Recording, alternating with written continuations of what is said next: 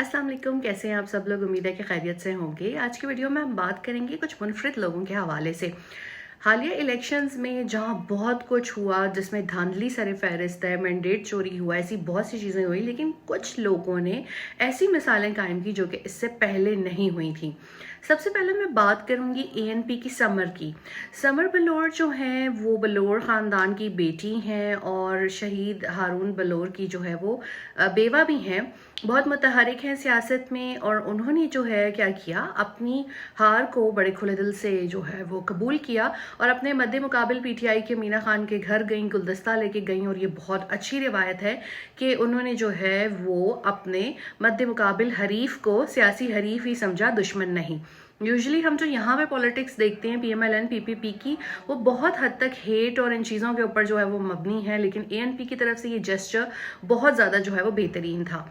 दूसरी चीज़ हम देखते हैं वो है अपनी जीती हुई नशस्त वापस कर देना। जी हाँ, ये भी एक बहुत बड़ी मिसाल जो है वो पहली बार कायम हुई है कि जमात इस्लामी के जो अमीर हैं उन्होंने अपनी जो हाफिज़ नईमुर रहमान अपनी जीती हुई नशस्त ये कह के वापस कर दी कि फॉर्म 45 के मुताबिक ये नशस्त जो है वो पीटीआई की है, मैं इसका हकदार नहीं हूँ।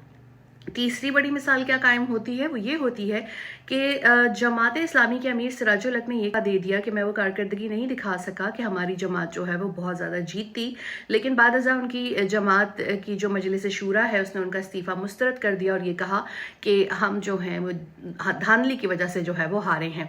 ये तीन बड़ी अनोखी जो है वो मिसालें कायम हुई। इसके साथ जो साद रफ़ीक हैं, जबरान नासिर हैं, उन्होंने भी जो है हारने के बाद अपने मद्दे मुकाबिल को मुबारकबाद दी। तीन खवातीन का मैं यहाँ पे जिक्र करूंगी इलेक्शन में। एक है शंदाना गुलजार, एक है जरताज गुल वजीर और एक है सायरा बानो। इन तीनों की भी जो करेज है इसको दाद देनी पड़ेगी। तीनों ने जो है वो बहुत ज़्यादा चीज़ें फेस की, लेकिन तीनों बहुत ज़्यादा जो है वो जुरत और बहादुरी के साथ जो है वो सामने आई। शंदाना गुलजार तो गिरफ्तार भी हुई, दीगर मुकदमात का शिकार हुई, कितना अरसा उन्हें खामोश भी रहना पड़ा, लेकिन जिस तरह से अवाम ने उनको वोट दिया, उनको ताकत दी, तो मुझे लगता है कि वो बहुत बेहतर तरीके से आवाम के लिए काम करेंगी। ख़ास तौर पे आपको पता है कि वो आलमी फोरम पे पाकिस्तान की नुमाइंदगी बहुत दफ़ा कर चुकी हैं, तो अब भी उम्मीद है कि वो एक मौसर आवाज़ आवाम की बन के उभरेंगी।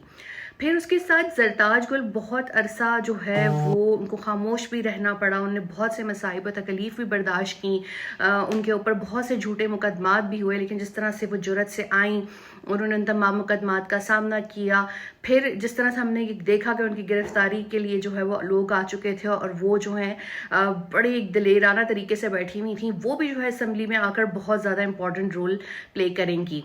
जनरल सीट्स पे ख़वातीन को ज़रूर आना चाहिए। सायरा बानो अपनी नशिस्त धांधली की वजह से जीत तो नहीं सकी, लेकिन मेरी गुजारिश है कि जहाँ जनरल इलेक्शन में ख़वातीन को ख़वातीन के मद्दे मुकाबिल होना चाहिए, मर्दों की नहीं, ताकि ज़्यादा ख़वातीन जो हैं वो सामने आएँ। बतौर कि आप रिज़र्व सीट्स के पे ख़वातीन को लाएँ, आप ख़वातीन का जनरल इलेक्शन में जो है वो कोटा अलग कर दें कि ख़वातीन के सामने इलेक्शन लड़ेंगी और जनरल सीटों पर मुंतखब होकर जो है वो असम्बली में आएंगी।